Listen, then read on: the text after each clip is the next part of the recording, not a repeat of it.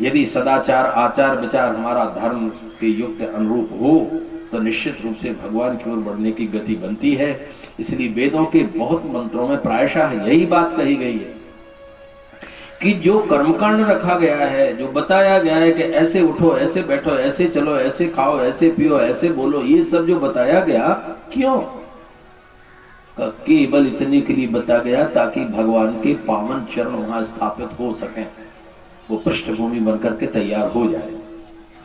लेकिन हमारे जीवन में अधर्म के आचरण और अशास्त्रीय कर्मों की इतनी अधिकता होती चली जा रही है कि हमारा मन स्वतः ही भगवान से दूर होता चला जा रहा है। विष्णु महापुराण की कथाओं हम श्रवण कर रहे हैं। एक विषय यहां भी बड़ा विवाद्य है और लोग बहुशा कहते हैं कि महाराज जी हमें तो ये समझ में नहीं आता है कि यदि हम श्रीमद् भागवत पढ़ें तो लगता है कृष्ण जी से बड़ा कोई नहीं, रामायण पढ़ने बैठो तो राम जी से बड़ा कोई नहीं, विष्णु पुराण पढ़ो तो भगवान विष्णु से बड़ा कोई नहीं, शिव पुराण में शिव जी, दुर्गा देवी भागवत में दुर्गा जी, गणेश पुराण में गणेश जी। अंततोगत्वा ये है क्या? ये सबसे बड़ा कौन है जो वर्णी है, जिसे हम भजनी है, वो तत्व कौन सा है?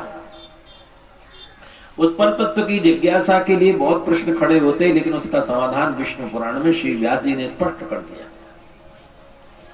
5 देवताओं की हमारे यहाँ उपासना का नियम है, गणेश जी की, दुर्गा जी की, शंकर जी की, नारायण की और सूर्य भगवान की। इनको भगवान नारायण ने अपने शब्दों में विष्णु पुराण में कह दिया, ज्ञानम गणेशा मम चक्षुदर्कः शिवो ममात्मा मम शक्तिराद्या। आदि श्लोक में बात स्पष्ट हो गई। भगवान नारायण कह रहे हैं ज्ञानम गणेशा, ये जो गणेशी है वो मेरा ज्ञान है। मम चक्षुदर्कः, ये सूर्य भगवान मेरे नेत्र हैं। शिवो ममात्मा, शंकर जी मेरी आत्मा है। और मम शक्तिराद्या, मेरी जो संपूर्ण शक्ति है वो भगवती जगदम्बा है। विवेद बुद्ध्या मयि भजन्ति, जो भेद डालकर भजते हैं, ये थोड़े बड़े हैं, ये छोटे हैं, ये बड़े हैं, ये छोटे हैं। मामंगहीनम कलयन्ति मंदा, वे महामूर्ख हैं, वो विभाजन कर रहे हैं, बांट रहे हैं। जैसे संपूर्ण श्री विग्रह में सभी अंग प्रत्यंग अत्यंत महत्वपूर्ण हैं, उसमें चरण भी बहुत स्तुत है, मुख भी दर्शनीय है, वहां विभाजन कर देना मूर्खता होती है। इसी प्रकार से इन बातों को करना कि ये बड़े हैं, ये छोटे हैं, ये बड़े हैं, ये छोटे हैं, ये मान्यता हमारे अज्ञान को प्रतिपादित करती है। यदि ठीक से गुरुजनों के चरणों में बैठे होंगे, समझा होगा, तो वो तत्व एक का एक है, उसमें कोई अंतर नहीं। एक बड़ा साधारण सा दृष्टांत है, शक्कर के खिलौने बिकते हैं, उसमें हाथी, घोड़ा, ऊंट, मुर्गा, बकरी, पता नहीं क्या क्या बना देता है वो।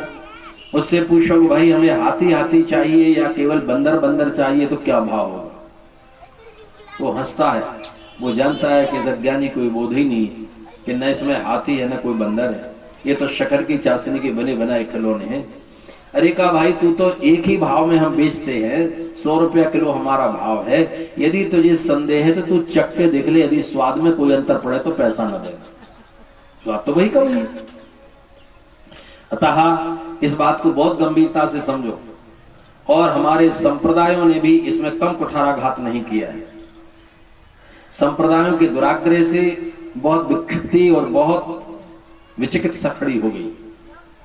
कोई शंकर जी वाला होता है तो अरे कहता है ये क्या राम राम जप रहे, ये तो राजकुमार है भाई, ये कोई ब्रह्म थोड़ी, ब्रह्म तो शंकर जी है। कोई दुर्गा जी वाला मिल गया तो उसने कहा इससे कोई लाभ नहीं हो सकता, बे ब्रह्मा विष्णु महादेव तो दुर्गा जी की चरणों में खड़े रहते, हाथ जोड़े, उनकी शक्ति के बिना ये कुछ नहीं कर पाते, तुमको दुर्गा की आराधना करनी चाहिए। फिर कोई मिल गया तो उसने कहा कि नहीं, कृष्ण की तुमने भक्ति अनुचित की है, तुमको राम जी की भक्ति करनी चाहिए, राम जी के बिना तो उद्धार नहीं हो सकता, राम सकल नामंते अधिका हो तक गण बधिका, आदि आदि बातें। तो एक से बढ़कर के एक को महत्वपूर्ण हमारी दृष्टि में जो होता है उसी का आरोपण हम दूसरों पर करके उनकी श्रद्धा को शिथिल कर देते हैं। बस ये उचित नहीं है। आप जहां जहां ब्रह्मी भाव है, चाहे गणेश जी हो, चाहे दुर्गा जी हो, चाहे हनुमान जी हो, चाहे राम जी, चाहे कृष्ण जी, चाहे नारायण जी, चाहे शंकर जी, वो सब का तत्व सब पूरा का पूरा एक है। वेद भगवान कहते एकम सद विप्रा बहुधा वदंती, वो परात्पर तत्व एक ही है, उसको कई रूपों में भजा जाता है। तो विष्णु पुराण के इस श्लोक से हम इस बात से मुक्त होते हैं। हमारे मन में जो भ्रांति होती है कि अंततोगत्ता सबसे बड़े कौन है। अब गणेश पुराण में पढ़ो तो उसमें भी वर्णन आया कि ब्रह्मा विष्णु महादेव तो गणेश से भी उत्पन्न है और तीनों के तीनों गणेश जी की आराधना में लगे हुए। ये सारी की सारी बातें भ्रमात्मक नहीं है, ये सारी बातों को तत्वतः समझने की आवश्यकता है। इतावता भगवान नारायण के शब्दों से सारी की सारी बात समाप्त हो जाती। आचार्य चरण गोस्वामी तुलसीदास जी महाराज ने इसी दृष्टि से विनय पत्रिका पढ़ो तो कोई नहीं छोड़ा जिसकी स्तुति न की। काली की, गंगा जी की, यमुना जी की, तो गणेश जी की, तो सरस्वती, पता नहीं भैरव जी तक की स्तुति सबकी कर डाली। तो आपके इष्ट तो केवल राम जी हैं, फिर इतनी सारी स्तुतियां क्यों करते हैं? लेकिन उनका एक सिद्धांत है कि मैं चरण बंद बिनवो सब काहू, देव राम पद ले निबाहू। मैं सभी के चरणों की वंदना करके प्रार्थना करता हूं कि राम जी के चरणों में मेरा प्रेम, मेरी भक्ति बढ़ती चली जाए। जैसे एक और दृष्टांत, पाणी गृहीता भार्या अपने पति को ही सर्वस्व मान करके चलती है, उसी के कारण वो विवाही आई है। लेकिन पति से भी अधिक सम्मान ससुर का कर रही है, पति से भी और अधिक स्नेह अपने देवर को दे रही है, सास को भी दे रही। क्यों? केवल इसलिए कि अपने पति जो उनका प्रेमी है उसके प्रेमास्पद उनको परम प्रिय दिखाई देते हैं। ऐसे ही इसी भाव से भी निष्ठा एक में होनी चाहिए, प्रतिष्ठा सभी की बनाकर रखना चाहिए, क्योंकि अंग सब एक दूसरे वही है, उसमें कोई विभाजन करना कि शास्त्र की दृष्टि से अनुचित है। प्राय ये धारणा है सभी के, आपके हमारे अंदर उथल पुथल मचाती रहती है कि महाराज ये सबसे बड़ा देवता बताओ कौन सा है?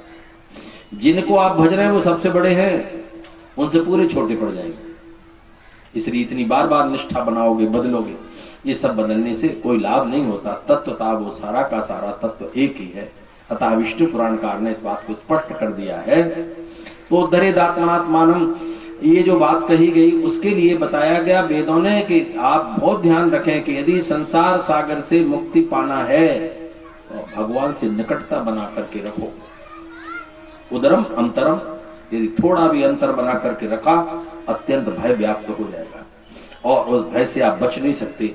आपन्ना संस्कृतिम घोराम निन्नाम विविशो गणन, श्रीमद् भागवत महापुराण के प्रथम स्कंद के प्रथम अध्याय में भी यही बात को प्रतिपादित कर दिया गया है। भगवान नारायण के चरण, उनका स्मरण अत्यंत मंगलकारी है, उनकी ओर बढ़ना चाहिए। चलते फिरते, उठते बैठते, खाते पीते, सोते जागते उन्हीं के चिंतन और धर्म के आचरण से उनको प्रसन्न करने की चेष्टा करनी चाहिए। बोलो भक्तवत्सल भगवान।